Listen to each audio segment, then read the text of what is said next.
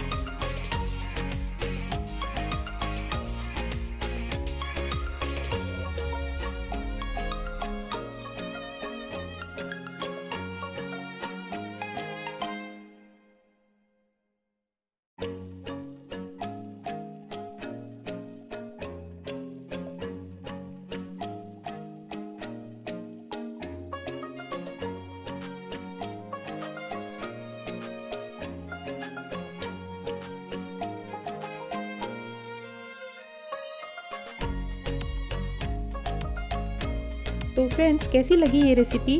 अगर आपको ये रेसिपी पसंद आई हो तो सोल कड़ी को ज़रूर सब्सक्राइब कर लीजिए, लाइक कीजिए, शेयर कीजिए, बेल आइकन प्रेस कीजिए, जिससे आपको मेरे नई रेसिपीज़ के नोटिफिकेशंस मिलते रहेंगे। Thank you friends, bye.